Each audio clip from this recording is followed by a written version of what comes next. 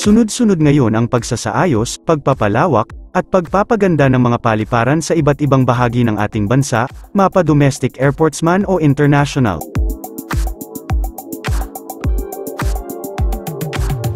Isa na nga dito, ang inaabangang nalalapit na pagpapasinaya, sa pinakabago at pinakamodernong paliparan sa Visayas Region, ang bagong Tacloban City Airport Terminal.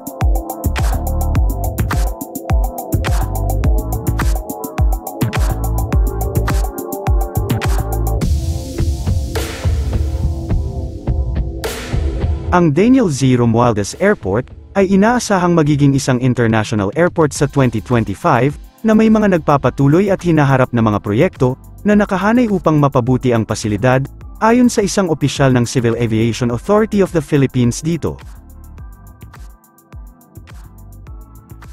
Sa mga magagamit na pondo para sa pagpapaunlad sa nasabing paliparan, at pangako mula sa pambansang pamahalaan na magbuhos ng mas maraming budget sa hinaharap, itataas ng pasilidad ang katayuan nito mula sa isang pangunahing domestic airport, patungo sa isang internasyonal na paliparan sa 2025. Sa kasalukuyan, nasa 47.41% na ang nakumpleto sa construction ng bagong passenger terminal building para sa Phase 1, na may budget na 731.6 milyon pesos, at ang ikalawang phase ng proyekto, ay nagsimula sa unang bahagi ng taong ito, na may budget na 700 milyon pesos, ayon sa KAAP.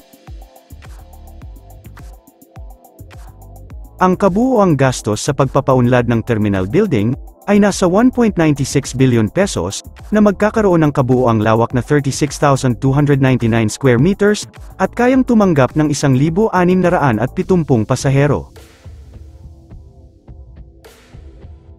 Ang disenyo ng gusali ay hango sa San Juanico Bridge, at sa coastal mountain landscape ng lungsod, na pinagsama sa Tacloban Fish Cage.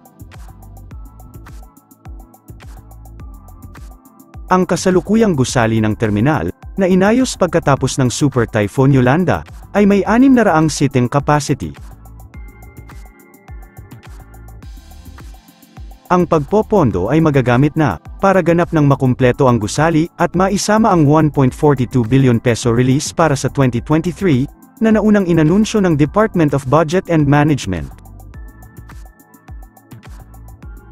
Kumpleto na ang unang yugto sa 49.9 million pesos construction ng control tower structure, at nakatakda na rin ang implementasyon ng ikalawang yugto, na kinabibilangan ng 17.7 million pesos na pag-install ng mga kagamitan sa komunikasyon. Ang budget para makakuha ng 131,539 square meters na lote, ay magagamit na ngayong taon, para sa pagpapalawak ng runway mula 2.1 kilometers hanggang 2.5 kilometers, kung saan ay ipapatupad ang extension project sa 2024. Ang medium-term goal, ay upang matugunan ang mga internasyonal na pamantayan sa haba ng runway, para ma-accommodate ang mga internasyonal na flight pagdating ng 2025.